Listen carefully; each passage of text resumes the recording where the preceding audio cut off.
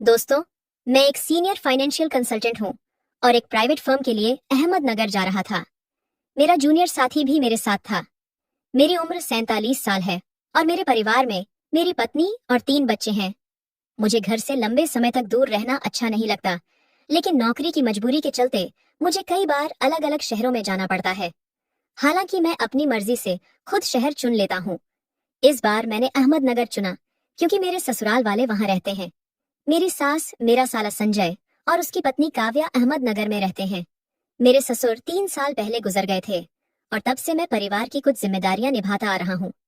मेरा साला संजय 30 साल का है और एक ऑटोमोबाइल कंपनी में मैकेनिकल इंजीनियर है।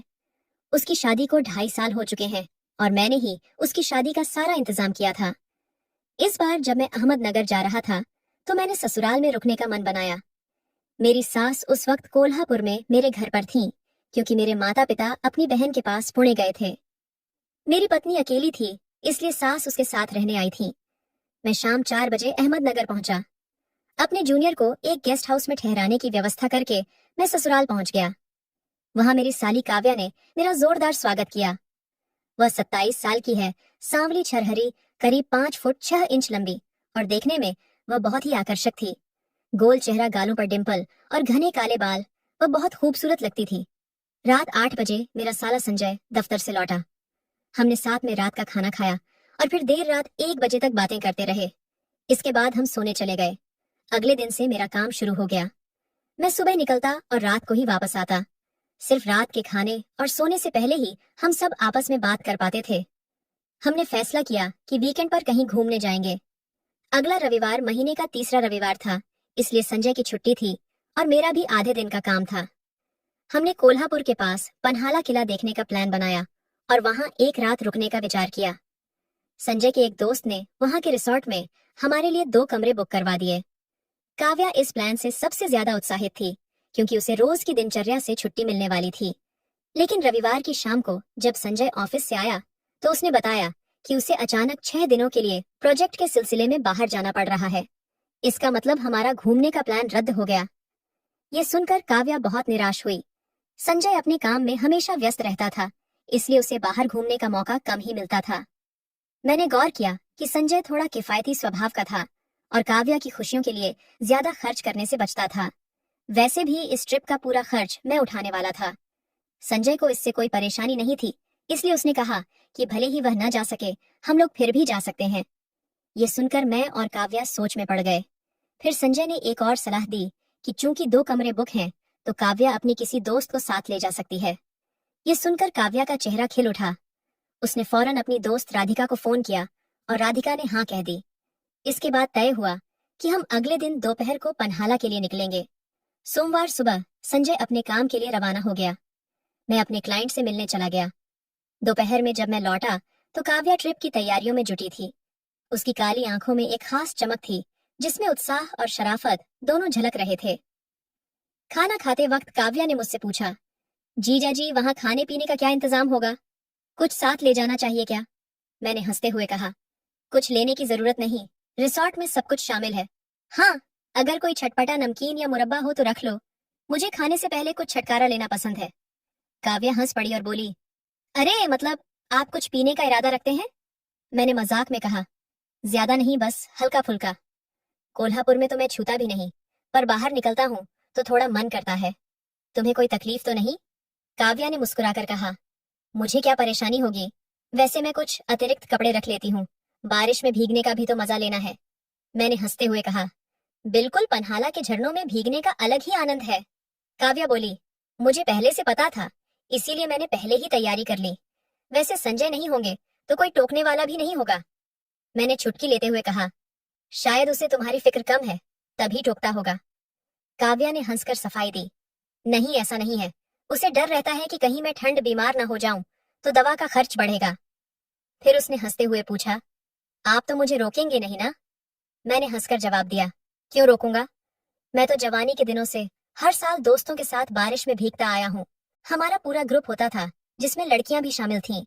तुम्हारी भाभी भी उसमें थी। अब हमारा मूड पूरी तरह ट्रिप के लिए तैयार हो चुका था। मैंने मजाक में कहा, तुम्हें भीगते देखना मजेदार होगा। एक पल के लिए हमारी नजरें टकराईं।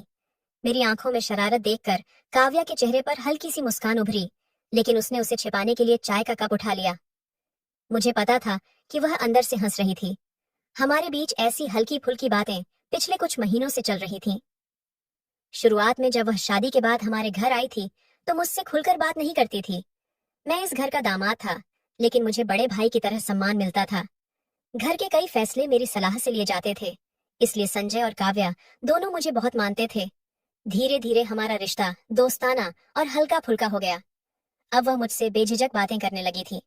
थोड़ी हंसी मजाक के बाद काव्या ने मुस्कुराते हुए पूछा, जीजाजी कब चलना है? मैंने कहा, बस 1.5 घंटे में। तुम तैयार हो ना? फिर मैंने मजाक में कहा, और हाँ, साड़ी मत पहनना, कुछ कैजुअल ड्रेस पहनो। हम घूमने जा रहे हैं, किसी समारोह में नहीं। काव्या हंस पड़ी और बोली, हाँ, मैंने पहले से ही ड्रेस रख ली है। अब हमें राधिका को लेने भी जाना है, तो मैं उसे फोन कर देती हूँ। उसने राधिका को फोन किया और हम दोपहर 1:30 पर निकल पड़े। करीब 2 बजे हम राधिका के घर पहुंचे। वहां राधिका का पति रवि भी हमारे साथ आने वाला था। वह 29 साल का था और एक प्राइवेट कंपनी में मार्केटिंग का काम करता था। मैंने उससे थोड़ी देर बात की। तब तक काव्या ने राधिका की तैयारियों में मदद की। फिर हम सब पन्हाला के लिए रवाना होने को तैयार थे।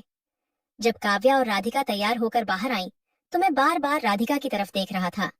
वह बेहद आकर्षक और खूबसूरत थी। फिर हम सब मेरी कार में सवार हुए। रवि मेरे बगल में आगे बैठा और काव्या और राधिका पीछे। मैं गाड़ी चलाते हुए मिरर से काव्या को देख रहा था। उसकी आंखों में ट्रिप का जोश साफ दिख रहा था। जब भी हमारी नजरें मिलती, वह चुपके से मुस्कुरा देती। रवि मुझसे बातें कर रहा था, लेकिन मेरा ध्यान कहीं और था। मेरे दिमाग में एक सवाल बार बार उठ रहा था, रात को रुकने का इंतजाम कैसे होगा? क्या रवि और राधिका एक कमरे में रहेंगे और मैं काव्या के साथ? और अगर काव्या मेरे साथ रही, तो कमरे में एक बेड होगा या 2? करीब 1.5 घंटे की ड्राइव के बाद हम पन्हाला के रिसोर्ट पहुंच गए। रवि से मेरी अच्छी बातचीत हुई और उसकी सहजता मुझे पसंद आई। बातों से लगा कि वह पहले कभी किसी लग्जरी रिसोर्ट में नहीं ठहरा था। उसकी आर्थिक स्थिति बहुत मजबूत नहीं थी। शायद इसलिए उसने और राधिका ने काव्या का प्रस्ताव तुरंत मान लिया था। दोनों इस ट्रिप को लेकर बहुत उत्साहित थे। रिसोर्ट पहुंचते ही रवि और राधिका रिसेप्शन पर बैठ गए। मैं चेक इन की औपचारिकताएं पूरी करने लगा। काव्या मेरे पास खड़ी होकर उत्सुकता से मुझे देख रही थी। मैंने धीरे से पूछा, कमरों का बंटवारा कैसे करें?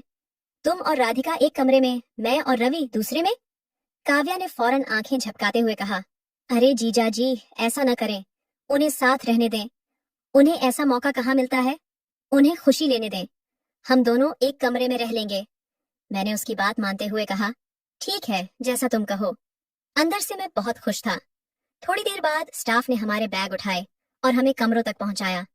रिसोर्ट पहाड़ी की चोटी पर था और सारे कमरे ग्राउंड फ्लोर पर थे। रवि और राधिका का कमरा एक तरफ था, हमारा दूसरी तरफ। हम अपने कमरे में पहुंचे। कमरा शानदार था और जैसा मैंने सोचा था, उसमें एक बड़ा डबल बेड था। काव्या कमरे को देखकर बहुत खुश हुई। मैंने दक्षिण की खिड़की का पर्दा हटाया और उसे खोल दिया। बाहर से ठंडी हवा का झोंका आया, जिससे मन तरोताजा हो गया। खिड़की से बाहर एक छोटी बालकनी थी। मैंने उसका दरवाजा खोला और काव्या फौरन वहां चली गई। मैं भी उसके पीछे गया। बालकनी से पन्हाला की हरी भरी वादियां दिख रही थीं। हल्के बादल छाए थे, बारिश नहीं हो रही थी, लेकिन मौसम बेहद सुहाना था। पेड़ों की हरियाली और दूर तक फैली पहाड़ियां मनमोहक थीं। सूरज की रोशनी हरे मैदानों पर ऐसी पड़ रही थी मानो कोई चादर बिछी हो। काव्या इस नजारे में खो गई थी। मैं उसे वहीं छोड़कर कमरे में आया और रूम सर्विस को कॉफी और कुछ नमकीन मंगवाने के लिए फोन किया। फिर मैंने अपने बैग से कपड़े निकाले और फ्रेश होने बाथरूम चला गया। बाहर निकलकर देखा कि काव्या भी कमरे में वापस आ गई थी। मैंने पूछा, अब क्या करें? बाहर घूमने चलें या यहीं थोड़ा आराम करें? वैसे कॉफी आने वाली है, उसे पीकर चलते हैं। काव्या ने हंसते हुए कहा, मैं भी चलूंगी। अकेले यहाँ क्या करूंगी? रुकिए, मैं रवि और राधिका से पूछ कर आती हूँ। वह दरवाजे की ओर बढ़ी तो मैंने उसे फोन की तरफ इशारा किया। काव्या हंस पड़ी और अपने माथे पर हाथ मारते हुए फोन उठाया। उसने राधिका के कमरे में कॉल की। थोड़ी बातचीत के बाद उसने मेरी तरफ देखकर हंसते हुए कहा, वे दोनों कमरे में ही रुक रहे हैं, कोई फिल्म देख रहे हैं। हम दोनों एक दूसरे को देखकर मुस्कुरा दिए। तभी दरवाजे पर खटखट हुई। मैंने खोला तो स्टाफ कॉफी लेकर आया था। हम बैठकर कॉफी पीने लगे और बातें करने लगे। कॉफी पीते हुए मैंने काव्या से कहा, तैयार हो जाओ। उसने जोश में पूछा, जीजा जी, मैं कुछ स्टाइलिश कपड़े पहन लूं तो आपको बुरा तो नहीं लगेगा? मैंने हंसते हुए कहा, अरे जो मन हो पहनो, मुझे क्या दिक्कत, बस तुम्हें सहज लगे इतना ही। काव्या ने शरारती अंदाज में मुस्कुराते हुए कहा, तो फिर आप बालकनी में जाइए, मैं कपड़े बदल लूं। मैं चुपचाप बालकनी में चला गया और दरवाजा बंद कर दिया। एक पल को सोचा कि कहीं दरवाजे में कोई झरोखा तो नहीं, लेकिन फिर वह ख्याल हटा दिया। थोड़ी देर बाद काव्या ने आवाज दी, आ जाइए। मैं अंदर गया और उसे देखकर एक पल को रुक सा गया। उसने ग्रे लेगिंग्स और रवि कुर्ती पहनी थी। पहले मैंने उसे ज्यादातर पारंपरिक कपड़ों में ही देखा था। ये नया लुक उसके ऊपर बहुत जंच रहा था। काव्या ने उत्साह से पूछा, कैसी लग रही हूँ? ये कपड़े कॉलेज के दिनों के हैं, बहुत वक्त बाद पहने हैं। बदल लूं क्या? मैंने हंसकर कहा, नहीं, ये तो तुम पर कमाल लग रहे हैं। काव्या ने मुस्कुराते हुए कहा, लेकिन संजय को ये पसंद नहीं। उनका कहना है कि शादीशुदा औरतें ऐसे कपड़े नहीं पहनती। मैंने हंसते हुए जवाब दिया, उसे क्या पता, ढेर सारी शादीशुदा औरतें ऐसे कपड़े पहनती हैं। और ट्रिप पर ऐसे न पहनेंगी तो कब पहनेंगी? काव्या ने शरारत से आंख मटकाई और बोली, तो जब मैं साड़ी पहनती हूँ तब बुजुर्ग लगती हूँ क्या? मैंने फौरन कहा, नहीं नहीं, मैं तो आम बात कर रहा था, तुम्हारी नहीं। चलो अब निकलते हैं। हम कमरे से बाहर आए और पन्हाला किले के आसपास घूमने लगे। मौसम बहुत अच्छा था। हल्की फुहारें पड़ रही थीं, लेकिन भारी बारिश नहीं थी। जब हम किले के पिछले हिस्से में पहुंचे तो काव्या ने जोश में कहा, जीजा जी, यहाँ से नीचे एक झरना है, चलें क्या?